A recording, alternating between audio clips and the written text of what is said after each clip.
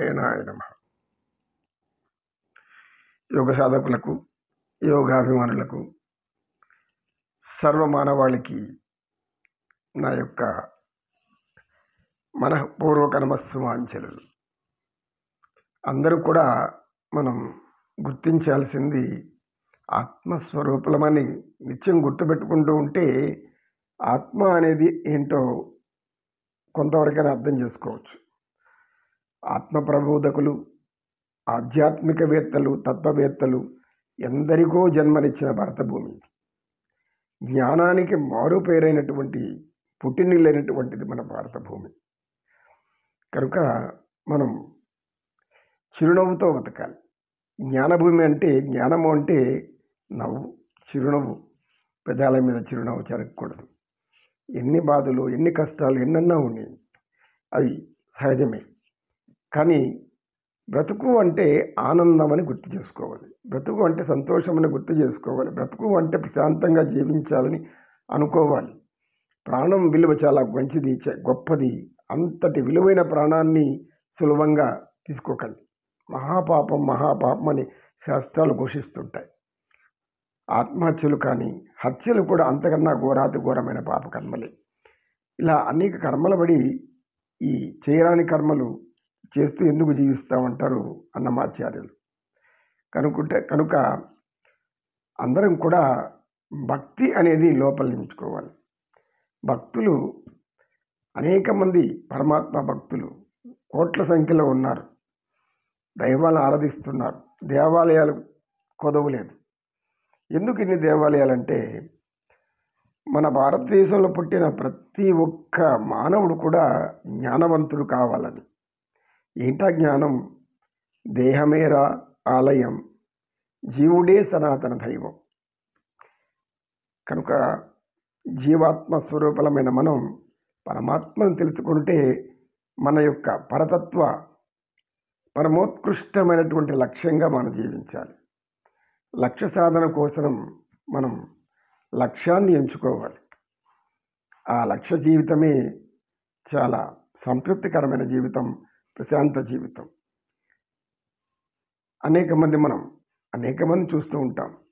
ఆనందం అంటే లౌకిక ప్రపంచంలో ఆనందించడమే ఆనందంగా భావిస్తాం. అది కొంతవరకు తప్పదు.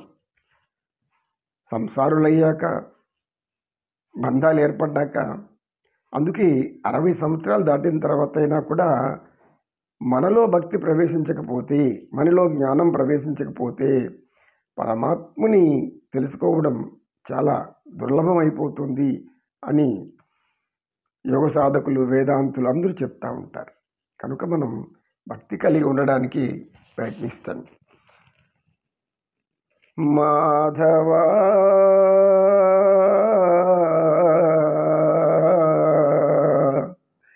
మౌనమా సనాతన, మాధవా మౌనమా సనాతన, కనరావ కమలనయన, కనరావ కమలనయన, మాధవా మౌనమా సనాతన.